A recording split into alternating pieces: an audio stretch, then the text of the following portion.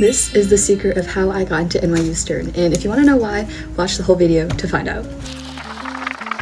Just for some background information, I did ED1 and got accepted. I would recommend ED1 just because it's really good to have that security, because for me, I knew before my second semester of high school even started where I was going to college, so that was like a huge relief. And also, it's just like a better acceptance rate, because for a STERN especially, I feel like the ED and RD differences are like so big in terms of acceptance rate, because I'm pretty sure for RD it's like in the single digits. So just a disclaimer. But anyways, let's just get right into the video. So for my background, the school that I'm from is like a mid-sized high school, so there's 410 people in my grade, which is gonna contribute into like what my class rank is. But yeah, 410 people in my grade. Around I think 100 to 150 of them do the IB program, which if you don't know, it's the International Baccalaureate program, and I did a video on that, like if you want to do IB. I did the IB program. I'm currently in my senior year of doing it, so I'm really going through it. If you've done IB before, you know what I mean. And it's like suburban, so we're not in like a really big city, but it's not like I'm in the sticks either, you know what I'm saying? So about myself, I am not first gen, but my parents are the ones who moved to America, so I'm like in a first gen household,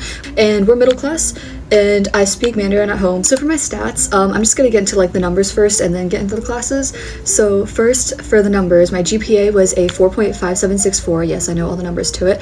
And that's just mostly because of all the IB classes I took. Honestly, I don't think I took that many AP classes compared to like a lot of the people that I see. For class rank, I am 7 out of 410. So that includes also like the non-IB people. So pretty high.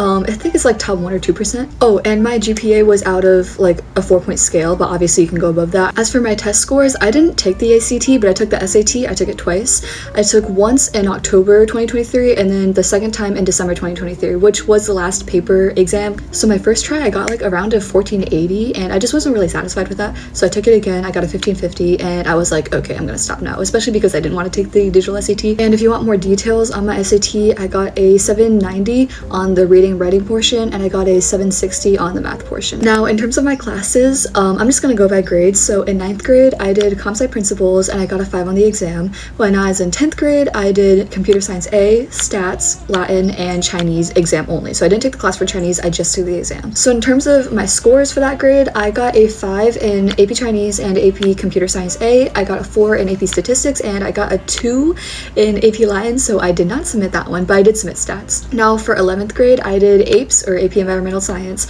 and AP Lang. So for both of those, I got a 5, which is pretty good. And for this year, for 12th grade, I haven't taken the exams yet, obviously, but I took AP Psychology and AP Chinese class only. Don't ask me why I did AP Chinese without the class, and then I took the class like 2 years later. I think honestly, it was just for fun, because I don't have a lot of classes this year, and also because of the GPA boost. Like, yeah, I'll take anything I can get, and also it's like an easy class for me, because I speak Mandarin at home, so yeah, it was like a free class. So those are my APs, and then onto my IBs. If you know anything about the IB program, basically, I'm pretty sure your first 2 years don't really do anything to your GPA. It's only like those DP classes in 11th and 12th grade that really like push your GPA. So for those DP classes, I took obviously IB History, IB English, and then IB Science. I only did 1 year of that's this year, and then I did HL Comp Sci for that, which is like a 1-year class at our school. And then I also took IB HL Math AA, so Analysis and Approaches, and I'm on year 2 of that right now. So last year I took IB Latin and IB Psychology, and thankfully this time on my Latin test I got a 6, and IB does out of 7, so 7's like the highest you can get. So I got a 6 on Latin, and I got a 4 in Psych. Okay, now this section is about all the awards or like titles that I've gotten that I put on my application. Since you can only put 5, these are my top 5 that I put. So for my first one, I said my first place win at FBLA states. I got first place in the UX design category. For my next honor, I put second place Metro Hex coding competition. It was basically like a game jam, if you know what that is.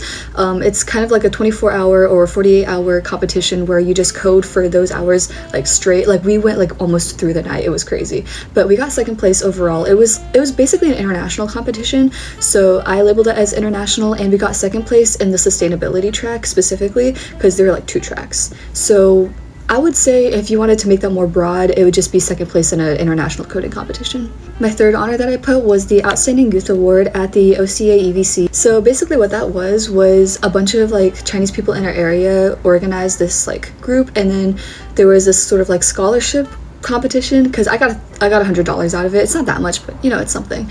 And it was basically where you put in your resume, your activities, you did a short essay, and also like 2 letters of recommendation, and then they basically chose like who was most like outstanding in that group. Now my 4th award, I put my 2nd place win at the Xiaopiba Chinese Magazine Writing Challenge. And basically how that worked was we had to write an essay and then recite it as a presentation over a Zoom meeting for these judges, and then they grade you based off your content of your essay and like the quality of how you're speaking basically. And lastly, I put the fact that our marching band was state champions in our group size for Virginia 2 years. So we did that in 9th grade and 11th grade and technically 12th grade, but I submitted this before we got that win this marching season, so I didn't put it in there. Okay, now we're moving on to my activities, or extracurriculars, I guess. So since you can put 10 of these, I only put my top 10, but obviously I had some more.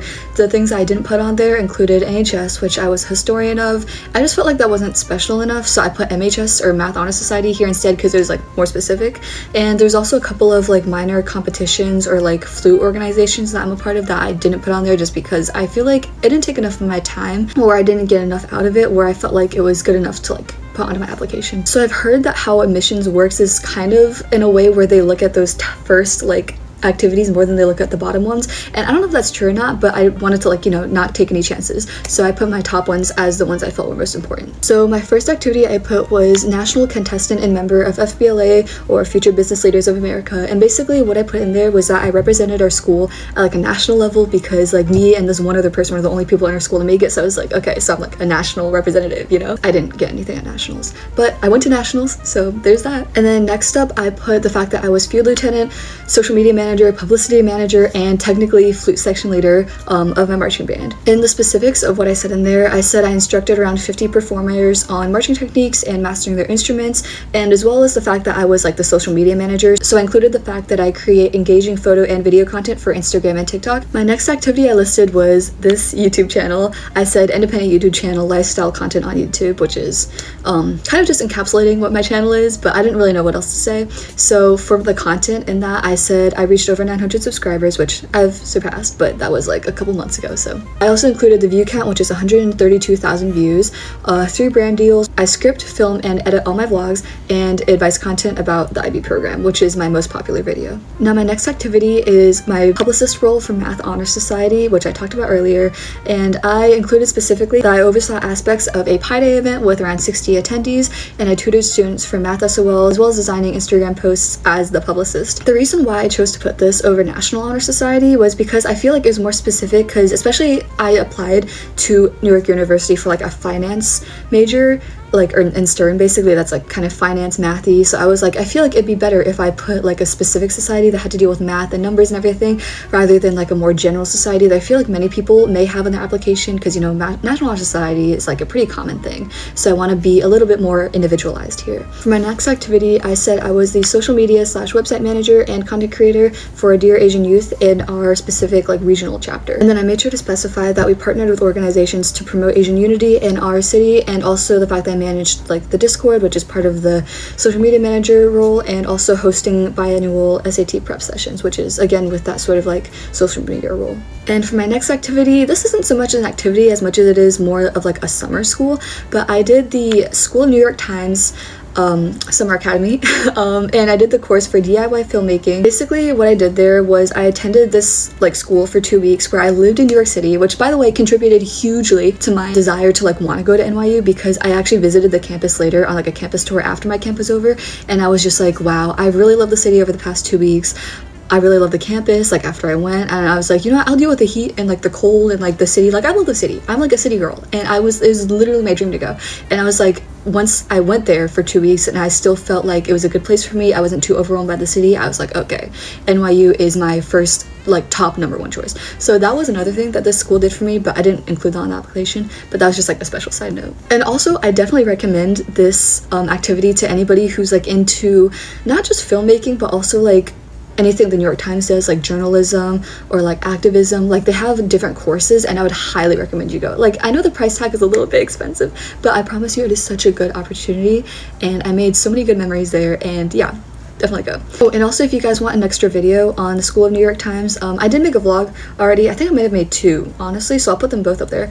But I'll also make like another video about like my experience in general if you guys are interested in that. Now moving on, my next activity is what I like to call independent designer and artist for Redbubble. And basically what that was I like to draw a lot on like digital mediums because I can't like draw on paper. And what I would do was I was like just drawing on Autodesk Sketchbook like with my little like pencil whatever, and then I would finish the drawing and then I would export it into Redbubble and then put them on like different mediums. And I know Redbubble isn't the most reliable when it comes to like these creator-made sort of marketplaces, but I managed to make a good deal out of it. I made around 700 plus sales and made around $5,000 in revenue. Now this next activity is actually pretty special and unique, and I didn't put it in the very top because I didn't feel like it was super important, but I felt like it was super unique. So what it was being a collaborator on Pharrell's song Piece by Piece, and the collaborators included like Focus Features, Columbia Records, Sony Music Entertainment, and the Today Show. We went on the Today Show.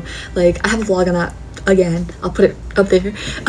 But yeah, basically we were featured on the Today Show and we walked the red carpet for his biopic Piece by Piece, which is like a Lego movie about his life basically. And it was so cool because we got to see our hometown in Lego form, and like our actual auditorium, like my high school auditorium in Lego form. And that was just the coolest thing ever. Like genuinely, I don't know, it was a good movie if you guys want to watch that. You know, if you're like a big fan of Pharrell, definitely I'd recommend the movie. But anyways, we played on the song Piece by Piece. I played the piccolo part, or technically the flute part, but I played piccolo during the actual like live performance, and that's on Spotify now. And I made sure to mention that it garnered 1.2 million Spotify streams at the time that I wrote this. Probably more now, but in October it was like 1.2 million streams. I was like, that's a pretty impressive number, like I'll put that down. Oh, and also just another flex, he tagged our Instagram on one of his posts.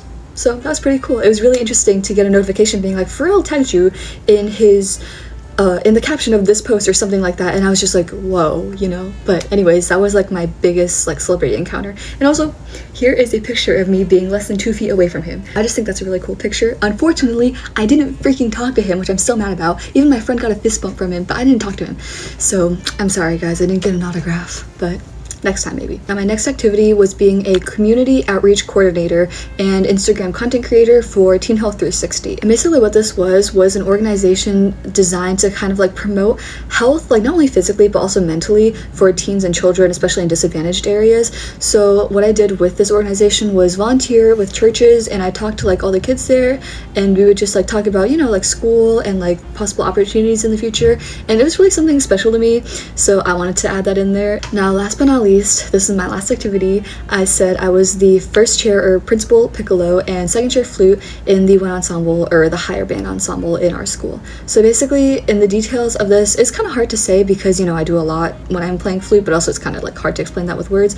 So I said like the statistical stuff, you know, like we played grade 6 or like the highest level music for competitive assessments. We rehearsed 3 hours every Tuesday, which we still do, and I'm still doing that right now. We scored superior in all 4 years that I've performed, or I guess 3 years because we haven't done the last year yet. And I made sure to include the fact that I did it in 9th, 10th, 11th, and 12th grade because it was such a long commitment. But I did say I wanted to continue it in college just because I don't want to lose flute. Like, I actually really enjoy playing flute. Yeah, that is all my activities, and next up I'm just going to read to you guys my personal essay for Common App in general, and then also my supplemental essay for New York University in particular. So as you know, Common App has 7 different question prompts, and the one I chose was this one. Discuss an accomplishment, event, or realization that sparked a period of personal growth and a new understanding of yourself or others. So here is my essay for that.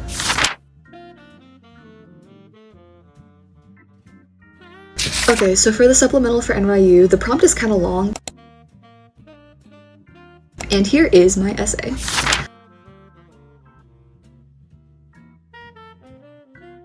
So very encompassing of all the questions. I made sure to touch on all 4 of them.